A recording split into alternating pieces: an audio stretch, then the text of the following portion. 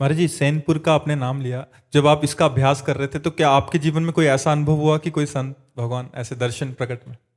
एक दिन हम वहाँ, बहुत गरीब स्थान है, आज भी जाके कोई देख ले, बहुत बड़ा जंगल है। अब तो कुछ थोड़ा शोभन सरकार ने निर्माण करवा दिया था, नहीं तो झोपड़ी या मिट्टी की और ऐसे लकड़ी की पटी हुई कुटिया, और सांप बिछी। कितने सांप, शाम के ऐसे देखो तो फड़कारे घूम रहे, बिच्छू। वहां लोग आते नहीं, कोई घाट नहीं है, बिल्कुल गंगा के किनारे कच्चे स्थान पर, और बड़े विशाल विशाल वृक्ष जंगल है। वहां 2 रोटी और अरहर की दाल 24 घंटे में एक बार मिलती थी।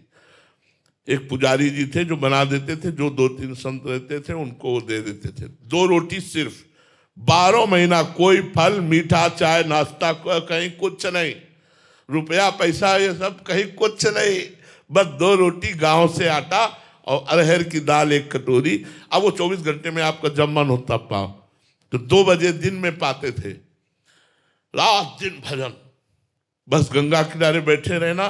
कुटिया आए तो 2 रोटी और दाल पाई, और एक बारंडा कच्चा था तो उसके नीचे लेटे। आज एक विशेष आनंद था। यही लेटे, थोड़ी देर में हमारे हाथ पैर शून्य होने लगे। अब हम ना हाथ उठा सकते हैं ना पैर उठा सकते हैं, बस आंखें खुली हैं, चेतना पूरी है, शरीर शून्य है, और दिव्य सुगंध। मेरा ये क्या हो रहा है, मतलब एक अलौकिक। इतने में देखा, बिल्कुल पास ही गंगा थी। गंगा जी की धारा से एक संत भगवान, श्वेत वस्त्र धारण, श्वेत बाल, दिव्य तेज प्रकट हो रहा है। ये स्वप्न नहीं है, ये ठीक दोपहर 2 बजे के बाद की बात है, जब हम प्रसाद पाके लेते।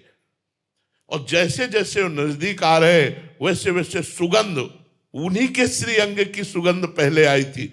सुगंध से भर गया वातावरण। नजदीक आए और सर गोद में रखा, हम वैसे जड़ एकदम है, आंख खुली है, जड़ एकदम है, ऐसे मस्तक पर हाथ फेरने लगे और एक मंत्र दिया था, एक मंत्र उच्चारण किया। बड़ी बड़ी कृपा, बड़ी कृपा, संतों की बड़ी कृपा। आज के 35-40 वर्ष गुरु नानक साहब का दर्शन गंगा किनारे हुआ। दिव्य रूप में ऐसे प्रकट हुए, एक ऐसे दुपट्टा डाले हुए थे और उसमें कुछ लिखा हुआ था, मुझे पता नहीं क्योंकि वो हमें पंजाबी का ज्ञान नहीं। एक ऐसे पट्टा सा पड़ा था और उसमें कुछ लिखा हुआ था, और बस ऐसे मुद्रा में बैठ। श्रीचंद जी का दर्शन हुआ। बड़े बड़े महापुरुषों का, संतों का कृपा पूर्वक दर्शन नाम के प्रताप से होता है। नाम, विश्वास कर लीजिए, जब नाम भगवान को अधीन करके सामने खड़ा कर सकता है, सुमिर पवन सुत पावन नामू, अपने बस करी राखे रामू, तो आप क्या समझते हैं? नाम का प्रताप अमोघ है, अलौकिक है। आप विश्वास करके नाम जप कीजिए, माला माल हो जाओगे। हमारी बात मान लो, कहीं भटकने की जरूरत नहीं, कहीं छूछा जंतर मंत्र कराने की जरूरत नहीं।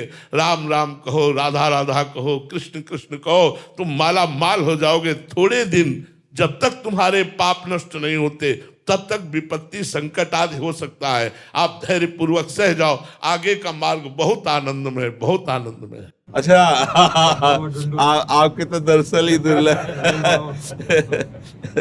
बड़ी कृपा आपकी, आज सुलभ हो गई बाबा। कैसे हो आप? बढ़िया बाबा, आशीर्वाद आपको। बाबा मैं भी आया हूँ। अरे लालू भाई, ये वो जन है इनकी जो पत्नी है वो बरसाने की सखी है। जब हमें कहीं रोटी नहीं मिलती तो आखिरी घर में इनके जाते थे मांगने, और कहते कि राधे बाबा मिली, तुम चुप हो, नहीं मिली बाबा ना, हाँ माता जी नहीं, अरे बैठो बाबा बैठो, बैठ नहीं, मतलब एक जगह पाना, अरे बाबा हमारी श्री जी का तू है, काहे को सब प्रपंच सोचता है, एक जगह पर बैठ। सालों प्राय मिलती ही नहीं थी शाम की रोटी, तो ये लिख है मतलब माँ जैसे प्यार करने, ब्रजवासियों का प्यार, मतलब अरे छोटे छोटे बच्चे ऐसा ये घेर लेते, और बाबा ये प्रश्न, वो बाबा काशी की बात बताओ बाबा, मतलब ब्रजवासियों का जो प्रेम है ना, वही भगवत प्रेम प्रदान करता है।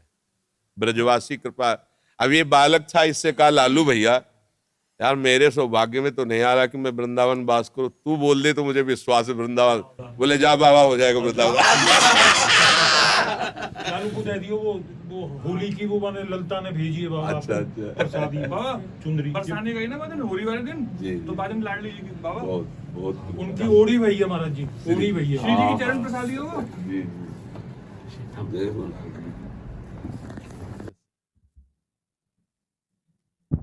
हाँ कौन प्रश्न कर रहा था वो इनका दरअसल वेला तो एकदम पुरानी याद आ गई कि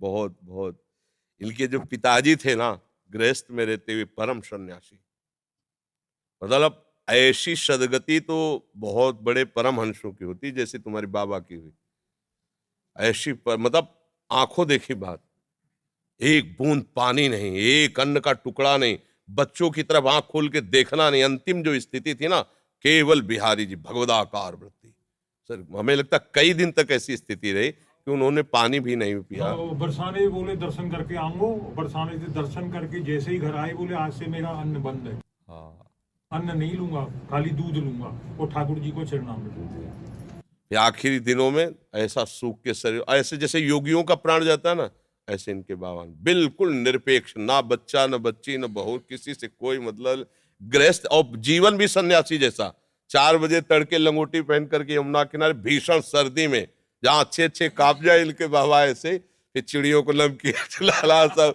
कोई संत अगर प्रणाम कर दे तो तुम्हें तुम्हारे गुरु और इष्ट की कसम है अगर प्रणाम किया ऐसे कहा बिल्कुल इस सख्त ये गृहस्थ जन नहीं है ये ब्रजवासी भगवत स्वरूप है मन में भाषा में जी आती है उनकी बाबा मैं अपने मनी मन में आपसे कभी कही नहीं आज कह रहा हूँ बाबा चैन से रहो जब तुम भजन करो तुम्हें ठाकुर जी मिल जाए जी बात कहते हो बिल्कुल हमें पता है आप सबके आशीर्वाद से ही नहीं तो अब कब तो देखो इनकी रोटी पा करके हम जिए हैं और आज भी बच्चा भगवत कृपा से हमारे भोजन में पहले ब्रजवासी करना आता है 3-4 ब्रजवासी हैं जिनकी रोटियां आती हैं तो हम जीते भी ब्रजवासी देखो चाहे जो कछु भी हो एक बात काम की बात ये सब तो बात तो बहुत है आप कोई दिन जब चिंतन में एकांत में बैठो तो एक बार बाबा श्री जी से ठाकुर जी से कह दियो कि तुम्हारा अधम बालक है बाबा ध्यान रखियो क्या ध्यान में रखना है उनको बस ध्यान में जी रखियो बाबा कि हमारा जन्म व्यर्थ नहीं चला वो तो पास है वो तो व्यर्थ होला ही नहीं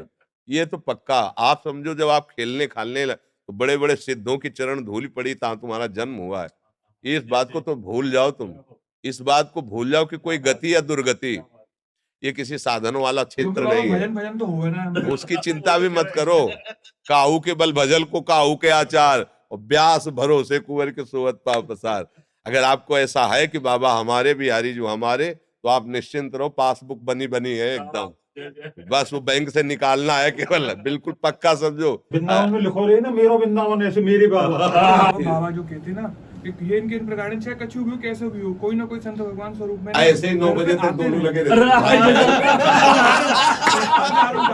हमारे पिताजी कहते बाबा को बहुत दूर हाँ जाना है, बाबा को सीढ़ी भागे से बाबा उतरते चढ़ते 1 घंटा बाबा हिल के आते चलो बच्चों चलो जाले दो बाबा को जाले दो और ये दोनों लगे रहते खड़े अब ये चुप होते तो बैल प्रश्न करते तरफ जा रहे हैं राधे श्याम बाबा।